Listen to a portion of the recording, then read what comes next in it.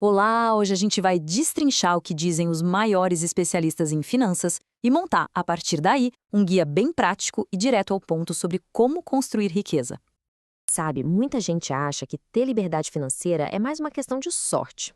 Mas, e se for na verdade uma estratégia? E se existir um sistema que qualquer um pode de fato aprender e colocar em prática? Pois é, depois de analisar o que os especialistas dizem, fica claro que construir riqueza não é um bicho de sete cabeças. No fundo, tudo se sustenta nesses três pilares fundamentais. Quem consegue dominar essas três áreas consegue progredir financeiramente. Simples assim.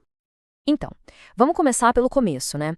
Tudo parte do motor que faz essa engrenagem girar, a renda.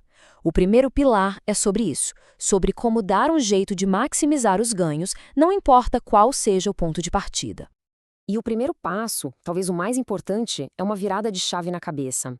É parar de pensar em trocar horas por dinheiro e começar a focar no valor que se cria. É exatamente aqui que o potencial de ganhos se destrava de verdade e o jogo começa a virar. Tá, mas como se faz isso? O legal é que a estratégia para agregar mais valor muda conforme a situação de cada um. Se a pessoa está numa empresa meio parada, se precisa de uma renda extra, ou se é um ótimo profissional, mas está sem cliente, para cada caso existe uma ação específica para dar aquele empurrão nos ganhos. E as ideias são bem práticas, olha só. Desde aprender a vender melhor, até assumir mais responsabilidade com projetos novos, ou quem sabe dominar uma habilidade manual que todo mundo procura.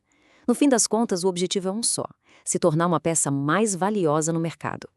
Mas não adianta nada o esforço para ganhar mais se o dinheiro extra some no fim do mês, né? Aí não tem progresso. E é por isso que a gente chega agora no segundo pilar, que é tão importante quanto o primeiro: gastar com inteligência. E falando em gastar com inteligência, a gente entra numa das maiores decisões financeiras da vida: alugar ou comprar um imóvel. Muita gente trata isso como uma decisão emocional, mas a verdade é que a resposta mais inteligente, bom, ela é puramente matemática.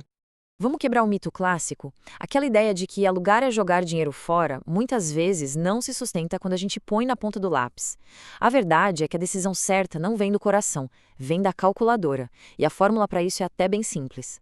E a conta é basicamente esta. Pensa assim, quanto dinheiro renderia se estivesse investido? Desse valor a gente tira o custo do aluguel e também o quanto o imóvel valorizaria se fosse próprio. Se no final o resultado for positivo, alugar faz mais sentido. Se for negativo, aí sim, comprar é a melhor jogada. E olha só como um fator, um único fator, pode mudar completamente essa conta: a localização. A valorização de um imóvel pode ser brutalmente diferente de uma cidade para outra. Veja aí, enquanto no Rio o valor chegou a cair um pouquinho, em Goiânia disparou. Isso vira o jogo e muda totalmente o resultado daquela nossa continha. E essa mesma lógica fria, essa análise dos números, vale para outra grande despesa que pode virar um ralo de dinheiro: o carro. A meta aqui é muito clara: fazer com que o valor do carro ocupe uma fatia cada vez menor do patrimônio total. O ideal mesmo é chegar num ponto em que os carros são comprados só com os rendimentos dos investimentos. Ok, então, com mais dinheiro entrando e com os gastos otimizados, a gente chega no pilar que realmente acelera tudo, o que faz a mágica acontecer: fazer o dinheiro trabalhar sozinho através dos investimentos. E aqui vem uma das ideias mais libertadoras de todas. Não precisa ser rico para começar a investir. De verdade. A grande força nos investimentos não está em começar com muito dinheiro, mas sim na disciplina de investir sempre, com consistência. É isso que constrói patrimônio no longo prazo. Para não ficar só na teoria, olha que exemplo prático de uma carteira inicial. É uma mistura, sabe? Tem um pouco em coisas mais seguras, tipo renda fixa, e outras partes com mais potencial de crescimento, como ações brasileiras, fundos imobiliários e até um ETF internacional, que é como comprar um pacotinho com ações de vários países.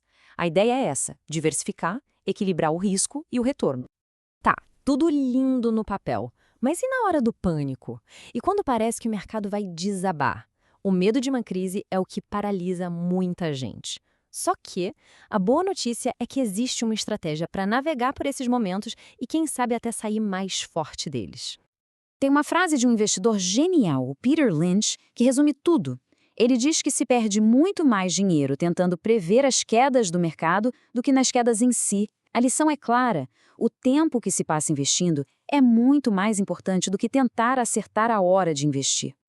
O objetivo, então, não é tentar desviar da tempestade, mas sim construir um barco forte o suficiente para passar por ela. E um portfólio que aguenta o tranco é construído com base em princípios muito simples, mas que já foram testados e aprovados pelo tempo.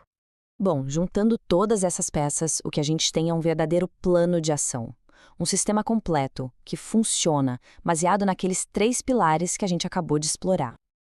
Então, para recapitular, a ideia é focar em gerar mais valor para ganhar mais, usar a matemática e não a emoção para tomar as grandes decisões de gastos e, por fim, investir sempre, com consistência, pensando no longo prazo. Essa estrutura toda funciona como um mapa, mas um mapa não leva a lugar nenhum se a gente não começa a caminhar.